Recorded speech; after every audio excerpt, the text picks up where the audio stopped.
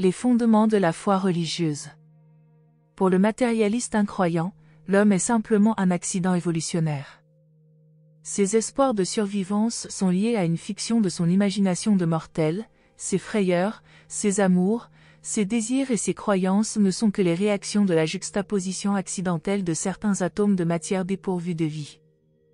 Nul déploiement d'énergie, nulle expression de confiance ne peuvent le transporter au-delà du tombeau. Les œuvres de dévotion et le génie inspirant les meilleurs hommes sont condamnés à l'annihilation par la mort, à la longue nuit solitaire de l'éternel oubli et de l'anéantissement de l'âme. Un désespoir sans nom est la seule récompense de l'homme pour avoir vécu et travaillé sous le soleil temporel de l'existence mortelle. Chaque jour de la vie resserre lentement et sûrement l'emprise d'un destin impitoyable qu'un univers de matière, hostile et implacable, a décrété comme insulte suprême à tout ce qui est beau, noble, élevé et bon dans les désirs humains. Telle n'est pas la fin et la destinée éternelle de l'homme. Cette vision n'est que le cri de désespoir poussé par une âme errante qui s'est perdue dans les ténèbres spirituelles, qui lutte bravement en face des sophismes mécanistes d'une philosophie matérialiste, et qui est aveuglée par le désordre et la déformation d'une érudition complexe. Toute cette condamnation aux ténèbres et toute cette destinée de désespoir sont dissipées pour toujours par un seul courageux déploiement de foi du plus humble et du plus ignorant enfant de Dieu sur terre. Cette foi qui sauve prend naissance dans le cœur humain quand la conscience morale de l'homme se rend compte qu'au cours de l'expérience mortelle, les valeurs humaines peuvent être transposées du matériel au spirituel, de l'humain au divin, du temps à l'éternité. 1. Les assurances de la foi. Le travail de l'ajusteur de pensée est par lui-même l'explication de la manière dont le sens primitif et évolutionnaire du devoir est transmué en une foi supérieure et plus certaine dans les éternelles réalités de la révélation. Il faut que le cœur de l'homme soit avide de perfection pour lui assurer la capacité de comprendre les sentiers de la foi menant à l'aboutissement suprême. Quiconque choisit de faire la volonté divine connaîtra le chemin de la vérité.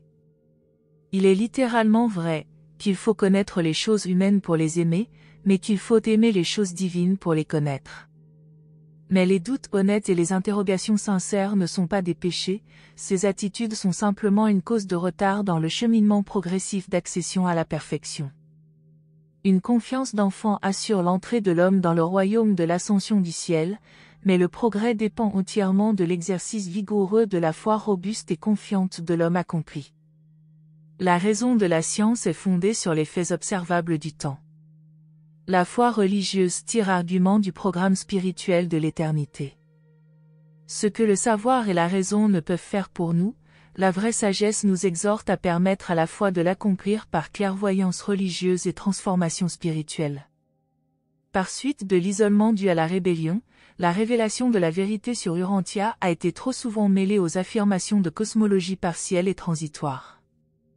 La vérité reste invariante de génération en génération, mais les enseignements associés concernant le monde physique varient de jour en jour et d'année en année. La vérité éternelle ne devrait pas être dédaignée parce qu'on la rencontre par hasard en compagnie d'idées périmées sur le monde matériel. Plus vous êtes docte en science, moins vous êtes sûr de vous, plus vous avez de religion, plus vous êtes pénétré de certitudes. Les certitudes de la science proviennent entièrement de l'intellect, les certitudes de la religion jaillissent des fondements mêmes de la personnalité tout entière. La science fait appel à la compréhension du mental, la religion fait appel à la fidélité et au dévouement du corps, du mental et de l'esprit, en fait à toute la personnalité. Dieu est si complètement réel et absolu que l'on ne peut offrir, en témoignage de sa réalité, aucun signe matériel de preuve, aucune démonstration de prétendu miracle. C'est toujours notre confiance en lui qui nous le fera connaître, et notre croyance en lui est entièrement basée sur notre participation personnelle aux manifestations divines de sa réalité infinie. L'ajusteur de pensée intérieure éveille infailliblement, dans l'âme humaine, une véritable soif avide de perfection ainsi qu'une vaste curiosité, lesquelles ne peuvent être convenablement apaisées que par communion avec Dieu, source divine de cet ajusteur.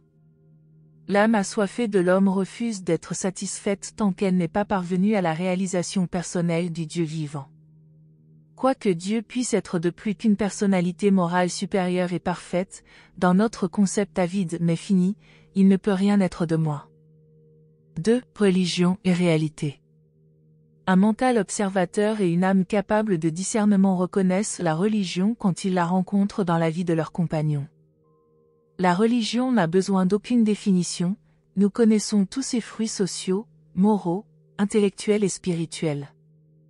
Et tout ceci provient du fait que la religion est la propriété de la race humaine, elle n'est pas engendrée par la culture.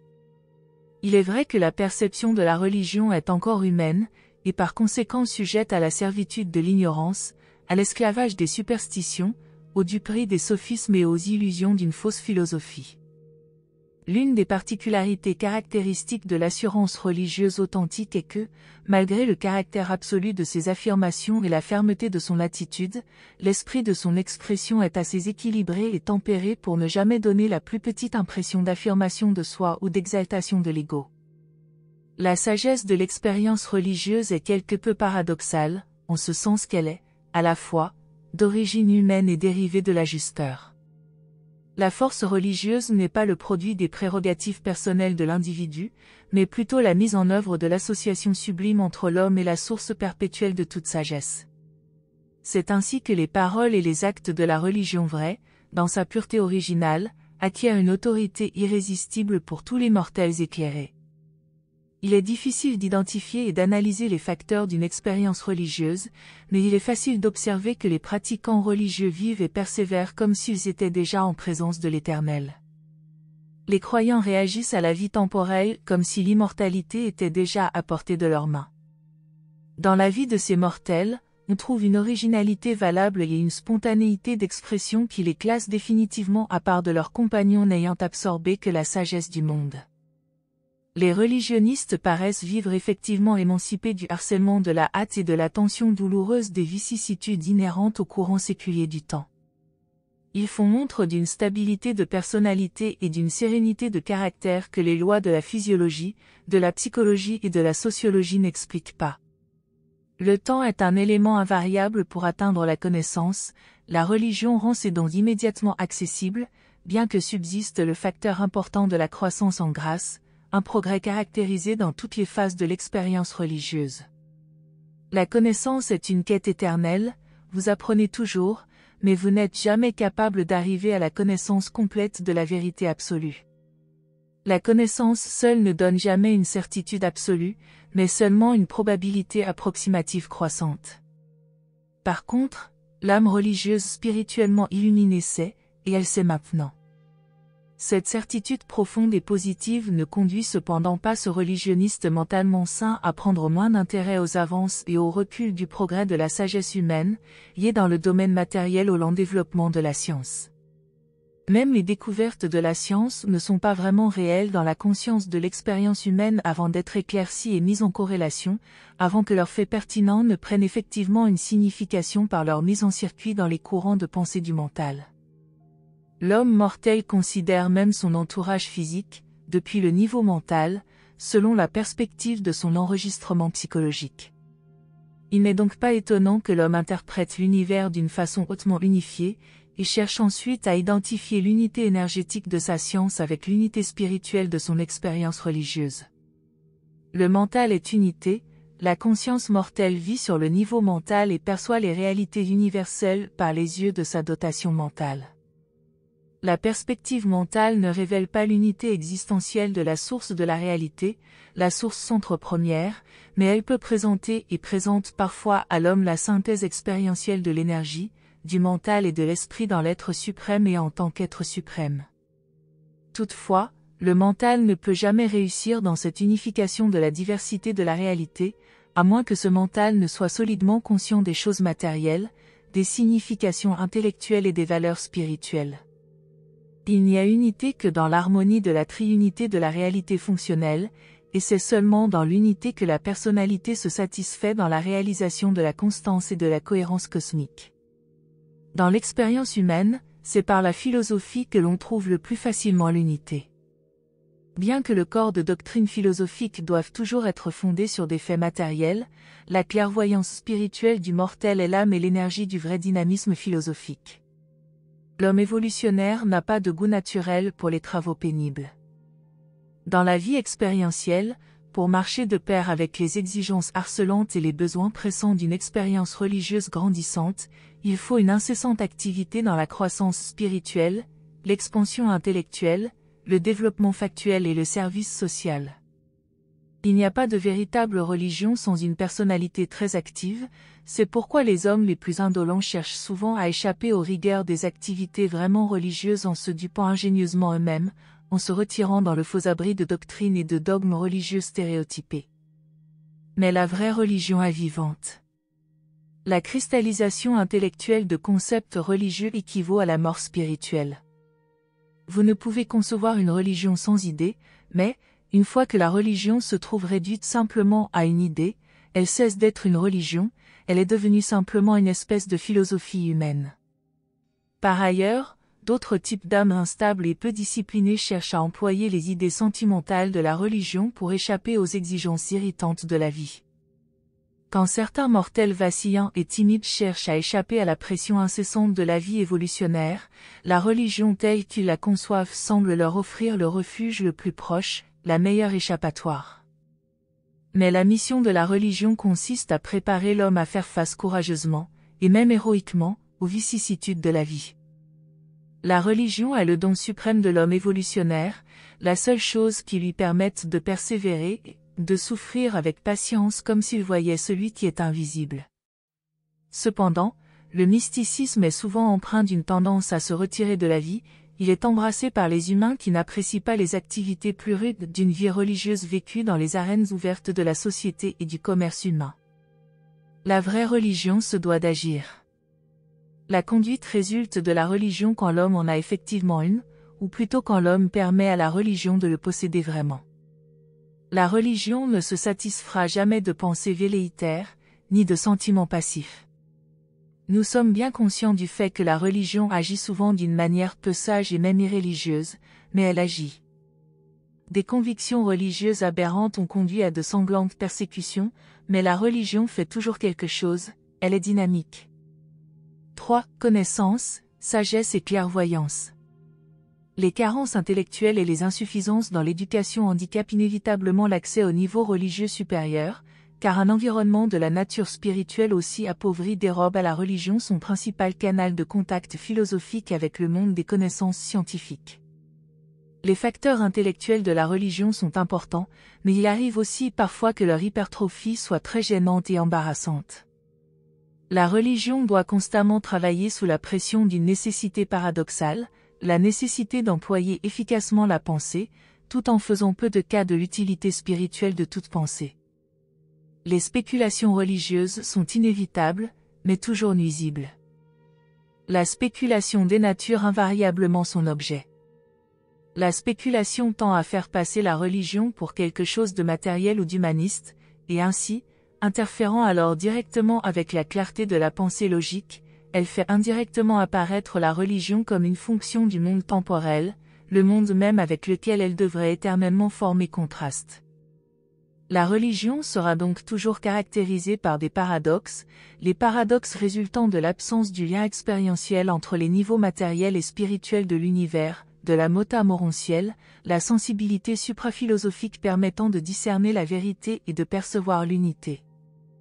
Les sentiments matériels, les émotions humaines, conduisent directement à des actions matérielles, à des actes égoïstes.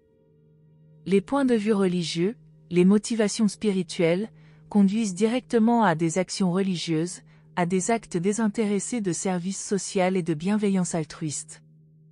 Le désir religieux est une quête avide de la réalité divine. L'expérience religieuse est la réalisation de la conscience d'avoir trouvé Dieu.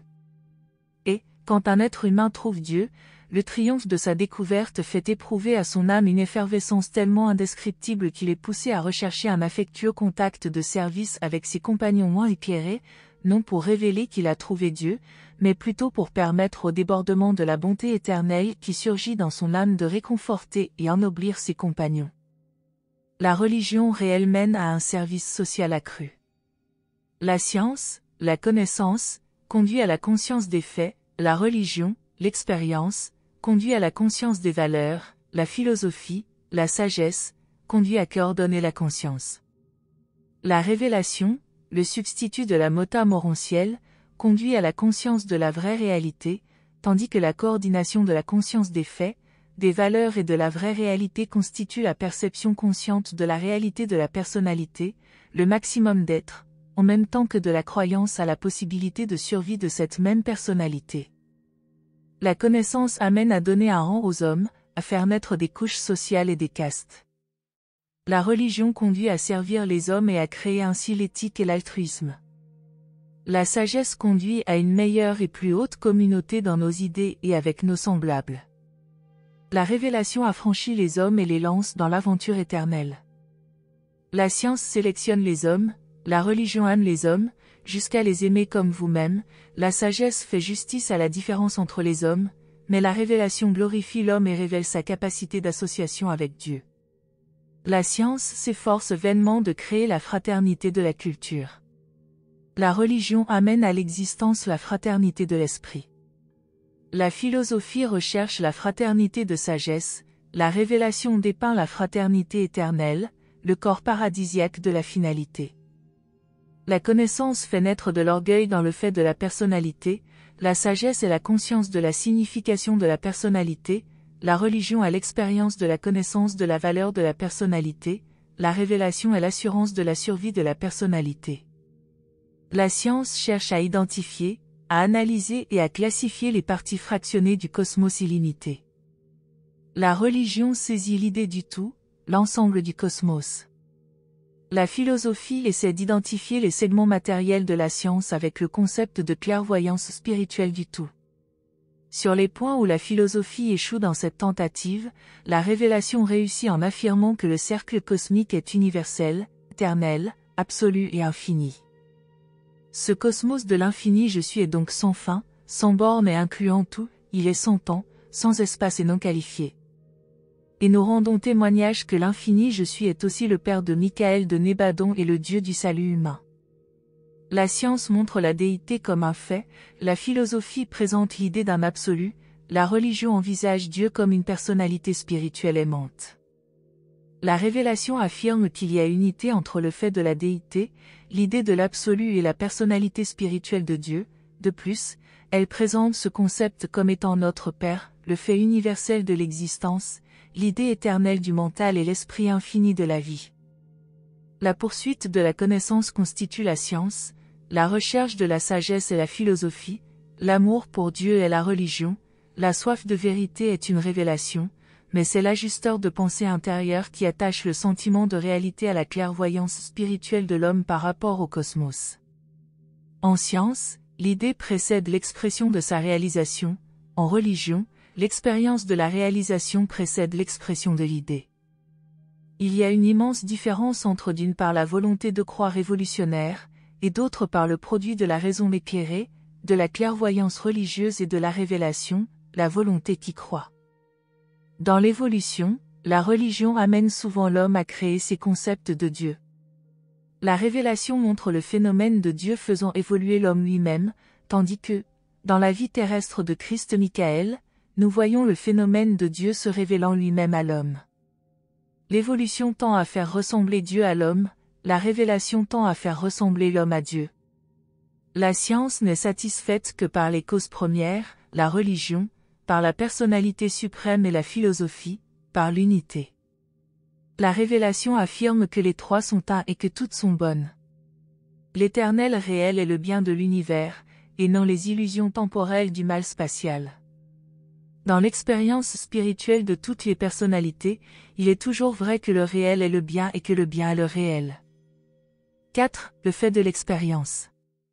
En raison de la présence de l'ajusteur de pensée dans votre mental, il n'est pas plus mystérieux pour vous de connaître le mental de Dieu que d'être sûr que vous êtes conscient de connaître tout autre mental, humain ou suprahumain. La religion et la conscience sociale ont ceci de commun, elles sont toutes deux fondées sur la conscience de l'altérité. La technique par laquelle vous pouvez accepter comme vôtre l'idée d'un autre est la même qui vous permet de laisser le mental qui était en Christ être aussi en vous. Qu'est-ce que l'expérience humaine ? C'est simplement l'effet réciproque entre un moi actif et interrogateur, et toute autre réalité active et extérieure. La masse de l'expérience est déterminée par la profondeur de concept, plus le total de la reconnaissance de la réalité de ce qui est extérieur. Le mouvement de l'expérience est égal à la force de l'imagination en expectative, plus l'acuité de la découverte sensorielle des qualités externes de la réalité contactée. Le fait de l'expérience se trouve dans la conscience de soi et de l'existence des autres, des choses autres, des mentalités autres, des spiritualités autres. L'homme devient très tôt conscient qu'il n'est seul ni dans le monde ni dans l'univers. Il se développe une prise de conscience naturelle et spontanée de mentalités autres dans l'entourage de l'individu.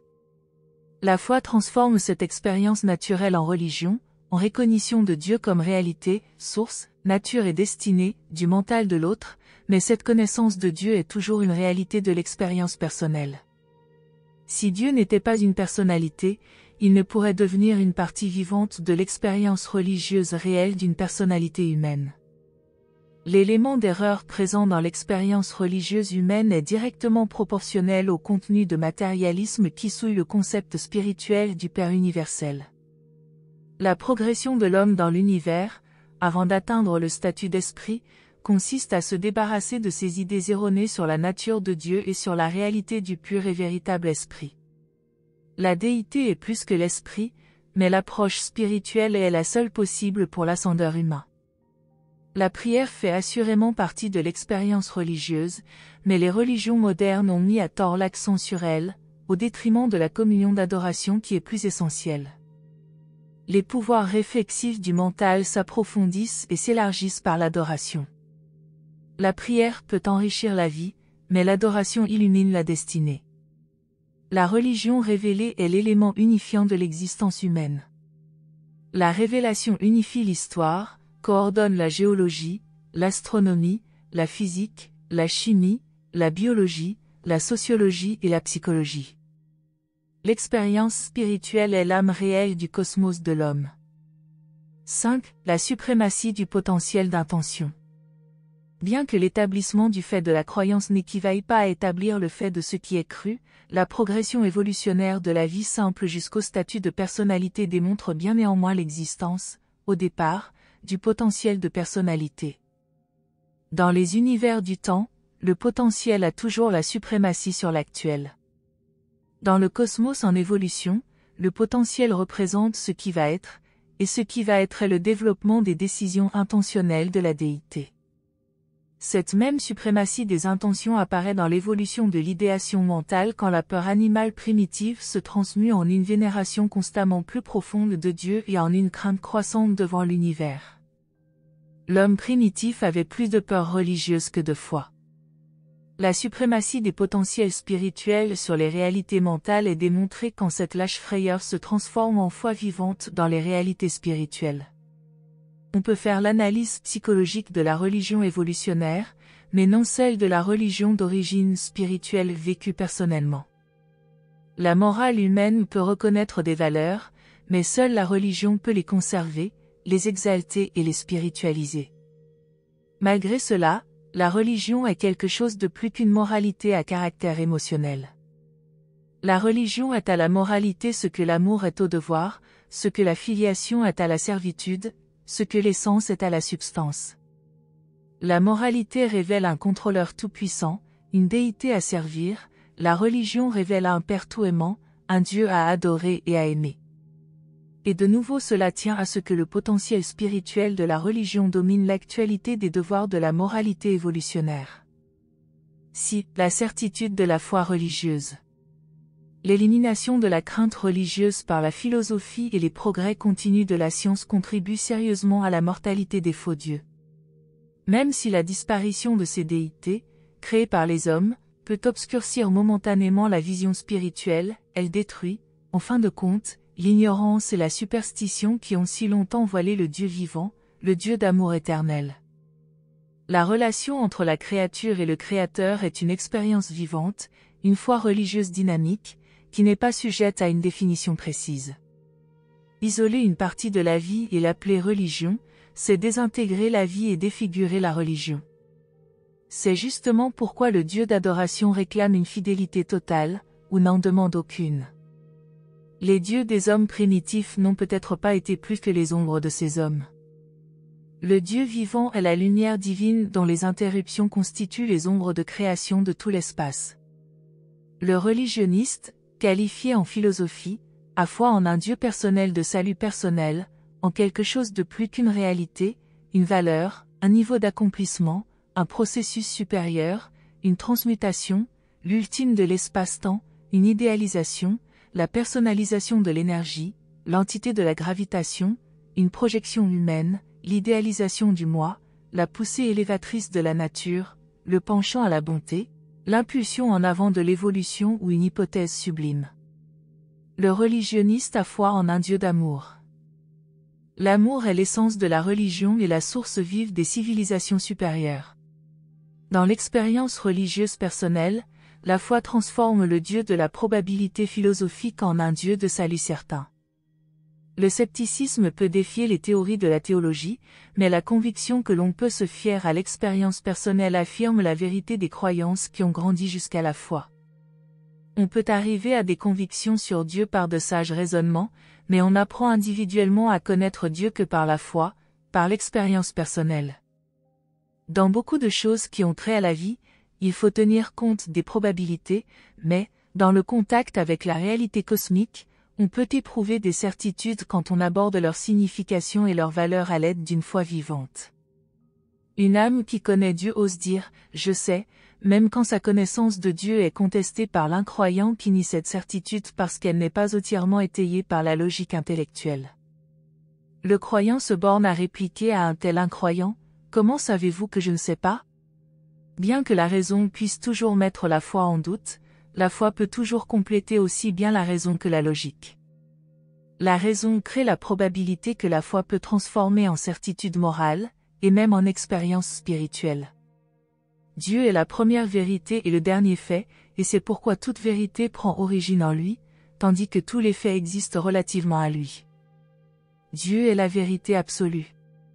On peut connaître Dieu en tant que vérité, mais pour comprendre Dieu, pour l'expliquer, il faut explorer le fait de l'univers des univers. L'immense abîme entre l'expérience de la vérité de Dieu et l'ignorance du fait de Dieu ne peut être comblé que par la foi vivante. La raison seule ne peut établir l'harmonie entre la vérité infinie et le fait universel. La croyance peut se révéler incapable de résister au doute et de supporter la peur, mais la foi triomphe toujours du doute, car elle est à la fois positive et vivante. Le positif a toujours l'avantage sur le négatif, la vérité sur l'erreur, l'expérience sur la théorie, les réalités spirituelles sur les faits isolés de l'espace et du temps. La preuve convaincante de cette certitude spirituelle réside dans les fruits sociaux de l'esprit que les croyants, hommes de foi, produisent à la suite de leur expérience spirituelle authentique. Jésus a dit, « Si vous aimez votre prochain comme je vous l'ai aimé, alors tous les hommes sauront que vous êtes mes disciples. » Pour la science, Dieu est une possibilité, pour la psychologie, il est désirable, pour la philosophie, il est une probabilité, pour la religion, il est une certitude, une actualité de l'expérience religieuse. La raison exige qu'une philosophie incapable de trouver le Dieu de la probabilité soit très respectueuse de la foi religieuse qui peut trouver le Dieu de la certitude et y parvient.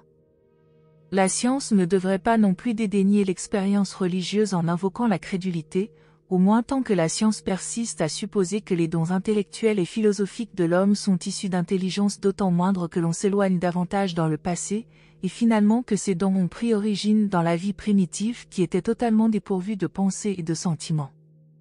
Il ne faut pas dresser les faits de l'évolution contre la vérité que l'expérience spirituelle de la vie religieuse d'un mortel connaissant Dieu est une réalité et une certitude. Les hommes intelligents devraient cesser de raisonner comme des enfants et essayer d'employer la logique cohérente des adultes, logique qui tolère le concept de vérité en même temps que l'observation des faits. Le matérialisme scientifique fait faillite quand il persiste, en face de chaque phénomène universel récurrent, à réfuter les objections courantes en rattachant ce qui est reconnu comme supérieur à ce qui est reconnu comme inférieur. La logique exige que l'on reconnaisse les activités d'un créateur ayant un dessein. L'évolution organique est un fait. L'évolution motivée ou progressive est une vérité qui rend cohérents les phénomènes, qui autrement seraient contradictoires, des accomplissements toujours ascendants de l'évolution. Plus un savant progresse dans la science qu'il a choisie, plus il abandonne les théories matérialistes du fait matériel en faveur de la vérité cosmique, la domination du mental suprême. Le matérialisme déprécie la vie humaine, l'évangile de Jésus rehausse prodigieusement tous les mortels et les exalte divinement. Il faut se représenter l'existence humaine comme l'expérience mystérieuse et fascinante, où l'on réalise la rencontre entre l'humain tendant la main vers le haut et le divin lui tendant vers le bas la main secourable du salut. C'est la certitude du divin. Dès lors que le Père universel existe par lui-même, il s'explique aussi par lui-même, il vit réellement chez tout mortel doué de raison. Mais vous ne pouvez avoir de certitude en ce qui concerne Dieu à moins de le connaître. La filiation est la seule expérience qui rende certaine la paternité. L'univers subit partout des modifications. Un univers changeant est un univers dépendant, une telle création ne peut être ni finale ni absolue. Un univers fini dépend entièrement de l'ultime et de l'absolu. L'univers et Dieu ne sont pas identiques, l'un est la cause et l'autre l'effet. La cause est absolue, infinie, éternelle et invariante. L'effet est spatio-temporel et transcendantal, mais toujours changeant, toujours croissant. Dieu est le seul et unique fait de l'univers qui soit causé par lui-même. Il est le secret de l'ordre, du plan et du dessein de toute la création des choses et des êtres. L'univers partout changeant est réglé et stabilisé par des lois absolument invariantes, les habitudes d'un Dieu invariant. Le fait de Dieu, la loi divine, ne change pas. La vérité de Dieu, sa relation avec l'univers, est une révélation relative toujours adaptable à l'univers en constante évolution. Ceux qui voudraient inventer une religion sans Dieu ressemblent à ceux qui voudraient récolter des fruits sans arbre ou avoir des enfants sans parents. On ne peut obtenir des faits sans cause, et seul le je suis est sans cause. Le fait de l'expérience religieuse implique Dieu, et un tel Dieu d'expérience personnelle doit être une déité personnelle. On ne peut adresser une prière à une formule chimique, supplier une équation mathématique, adorer une hypothèse, se confier à un postulat, communier avec un processus, servir une abstraction ou entretenir une camaraderie affectueuse avec une loi. Il est vrai que beaucoup de traits apparemment religieux peuvent provenir de bases non religieuses. Un homme peut nier Dieu intellectuellement, cependant, être moralement bon, loyal, filial, honnête et même idéaliste. L'homme peut greffer beaucoup de branches purement humanistes sur sa nature spirituelle fondamentale, et donner ainsi l'apparence de prouver ses affirmations au sujet d'une religion sans Dieu, mais cette expérience est dépourvue de valeur de survie, de connaissance de Dieu et d'ascension vers Dieu. Cette expérience de mortel ne produit que des fruits sociaux et non spirituels. La greffe détermine la nature du fruit, bien que la subsistance vivante soit tirée des racines de la divine dotation originelle de mental et d'esprit. La marque intellectuelle particulière de la religion est la certitude, sa caractéristique philosophique est la cohérence, ses fruits sociaux sont l'amour et le service. L'individu qui connaît Dieu n'est pas aveugle aux difficultés ni inattentif aux obstacles qui barrent la route pour trouver Dieu dans le dédale des superstitions, des traditions et des tendances matérialistes des temps modernes. Il a rencontré toutes ces menaces et en a triomphé, il les a surmontées par une foi vivante et a atteint, malgré elles, les hautes terres de l'expérience spirituelle. Il est vrai que beaucoup de personnes, intérieurement sûres de l'existence de Dieu, ont peur d'affirmer ces sentiments de certitude, à cause de la multiplicité et de l'habileté de ceux qui assemblent des objections et grossissent les obstacles à la croyance en Dieu. Nul besoin d'une intelligence supérieure pour repérer des points faibles, poser des questions ou soulever des objections. Par contre, il faut un mental brillant pour répondre à ces questions et résoudre ces difficultés. La certitude de la foi est la meilleure technique pour traiter toutes ces critiques superficielles. Si la science, la philosophie ou la sociologie osaient devenir dogmatiques en s'opposant aux prophètes de la vraie religion, alors les hommes connaissant Dieu devraient répliquer à ce dogmatisme injustifié par le dogmatisme à plus longue vue de la certitude provenant de l'expérience spirituelle personnelle.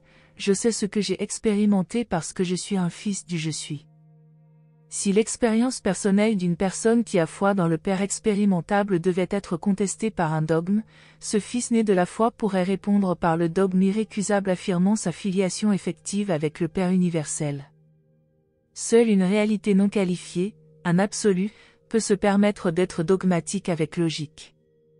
Ceux qui affectent le dogmatisme, s'ils sont logiques, seront tôt ou tard jetés dans l'emprise de l'absolu de l'énergie, de l'universel de la vérité et de l'infini de l'amour. Si quelqu'un aborde de façon non religieuse la réalité cosmique en prétendant contester la certitude de la foi sous prétexte que son statut n'est pas prouvé, alors celui qui a l'expérience de l'esprit peut aussi avoir recours à la contestation dogmatique des faits de la science et des croyances de la philosophie en disant qu'ils ne sont pas non plus prouvés, qu'ils sont également des expériences dans la conscience du savant ou du philosophe. De ce Dieu qui est la plus inéluctable de toutes les présences, le plus réel de tous les faits, la plus vivante de toutes les vérités, le plus aimant de tous les amis, la plus divine de toutes les valeurs, nous avons le droit d'être certains comme de la plus certaine de toutes les expériences de l'univers. L'épreuve de la religion.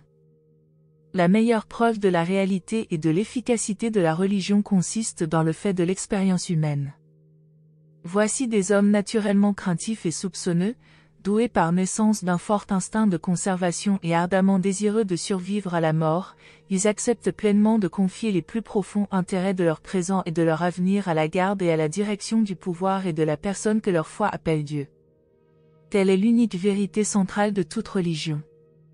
Quant à ce que ce pouvoir ou cette personne exige de l'homme en échange de cette garde et de ce salut final, il n'y a pas de religion qui soit d'accord, en fait, elles sont toutes plus ou moins en désaccord. Pour situer le statut d'une religion sur l'échelle évolutionnaire, le mieux est de l'estimer d'après ses jugements moraux et ses critères éthiques. Plus un type de religion est élevé, plus il encourage une moralité sociale et une culture éthique en constant progrès, et plus il est encouragé par elle. Nous ne pouvons juger une religion par le statut de la civilisation qui l'accompagne, nous ferions mieux d'apprécier la vraie nature d'une civilisation d'après la pureté et la noblesse de sa religion. Beaucoup d'éducateurs religieux parmi les plus remarquables du monde furent pratiquement des illettrés. La sagesse du monde n'est pas nécessaire pour manifester une foi salvatrice dans les réalités éternelles. Les différences entre les religions des diverses époques dépendent entièrement de la manière variée dont les hommes comprennent la réalité et reconnaissent les valeurs morales, les relations éthiques et les réalités spirituelles. L'éthique est le miroir externe social ou racial qui reflète fidèlement les progrès, par ailleurs inobservables, des développements internes spirituels et religieux. L'homme a toujours pensé à Dieu dans les termes de ce qu'il connaissait de meilleur, de ses idées les plus profondes et de ses idéaux les plus élevés.